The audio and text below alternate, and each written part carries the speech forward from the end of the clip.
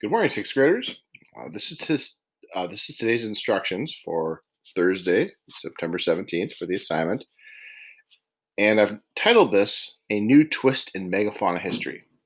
This is a story about Tyson Springs Cave. I want to take just a second to explain what a megafauna is.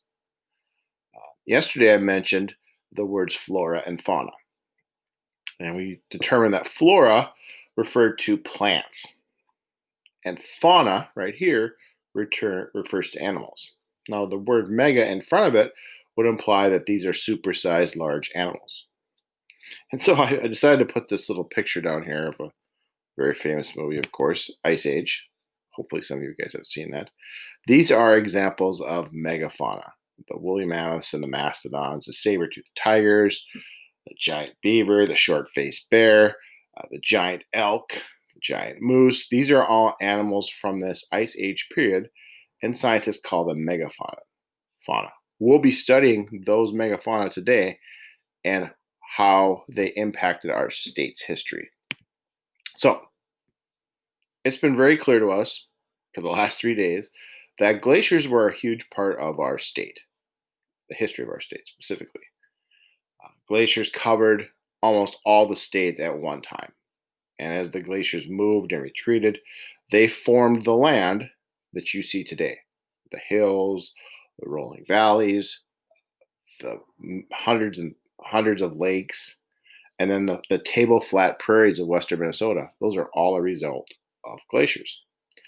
Now, that's fine and dandy, but scientists who wanted to know which kind of animals lived here at that time of the glaciers have a very, very difficult time finding that information out because there's no bones. There's very, very few bones that are ever found that give us good clues of what animals were here. So you can see these scientists digging for bones. That rarely happens in Minnesota. And the reason for that is our good friend, the glaciers. If there's an animal that dies, and animals do die, their bones are usually just flat on top of the earth. And sometimes, if they're near water or mud, the bones will be covered up and they will be preserved. But here's the problem: along comes a glacier weighing millions of tons, and it takes those bones that maybe you're laying right here and rolls them up in a whole bunch of dirt, or maybe they get caught under the glacier and crushed into dust, and then all the evidence is gone. And so the glaciers are like a giant eraser that just comes across the land and takes out any evidence that scientists would need to make a good guess at which animals were here. All right. Now, lucky for us, there were a few spots in our state that were not hit by glaciers. One of those areas is in southeastern Minnesota in what is today Fillmore County. There's a whole system of underground caves in that county. And the reason that these underground caves are there is because the glaciers never reached that area.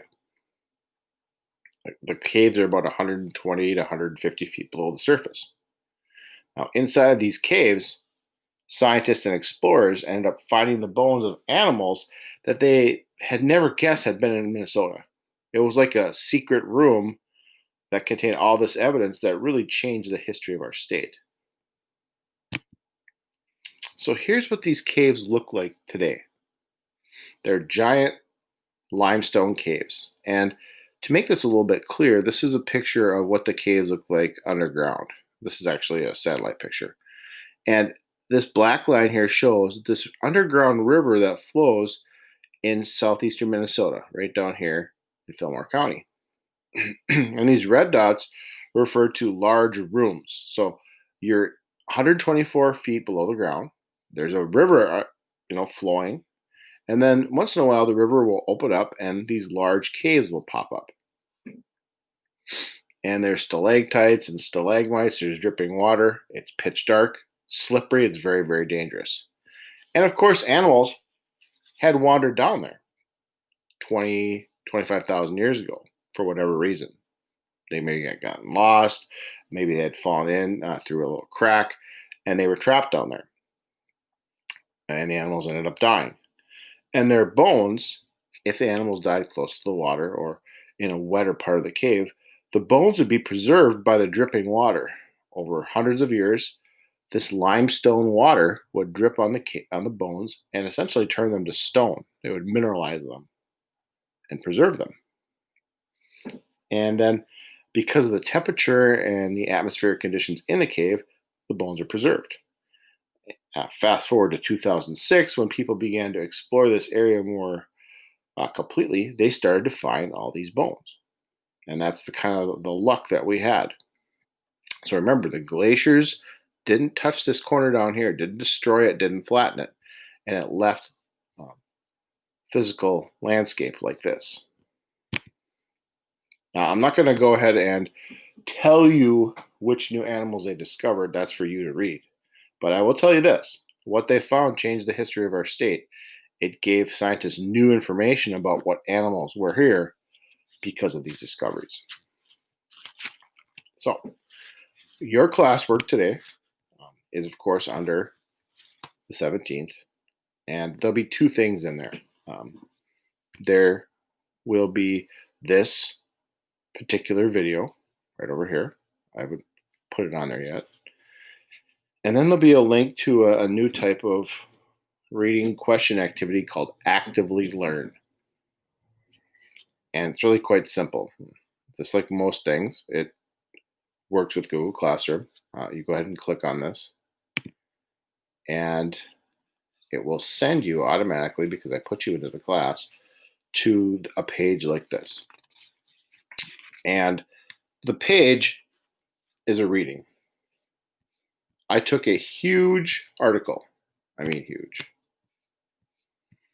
And I took important pictures out of there. I took the most important parts and I condensed it down into a form that's easier for you to read. And that reading is right here. Right? The title still stays the same. I put some who, what, where, when information on there just to kind of center your reading. There's an introduction to it. And then as you read through this, there are questions. And much like Google Classroom, you can click on any of these words and you can get definitions, you can get meanings, you can highlight sentences, and I'll read it for you. So if you need your earbuds, this is a great time to get those. And your job is to simply read these paragraphs. And as you go along, there'll be a question. And the question that you get goes with the previous text. So this paragraph here will contain the answer to this question. Now, this is not a race. I see in my classroom students racing to get this stuff done. You can read this paragraph 2 or 3 times in order to find the correct answer. Right? We need more. We need to all be more precise in our reading. Excuse me. And it seems like about every paragraph, I throw in a question. Some of the questions are multiple choice. Some of the questions will be short answer. Okay. And of course, as I've said before, and Mr. Mangone and Mr. Arnold have emphasized, any short answer question needs to be a complete sentence. Capitalized letter, punctuation, complete thought in the middle. And if you restate the question in your answer, that really, really helps you focus your answer. Okay, so good luck with this. When you're complete, there'll be a spot down here where you turn it in. It looks different on mine because I'm the teacher. But go ahead, look at the pictures while you read. The pictures go with the reading. And then just submit this. And it will grade automatically and put it into Google Classroom. So good luck. And oh, by the way, don't forget, just a quick reminder. If I was a betting man, if I was going to guess, I would say tomorrow there'll be some sort of a quiz to wrap up this whole idea of the glaciers and these huge animals. So just be aware. Don't be surprised tomorrow.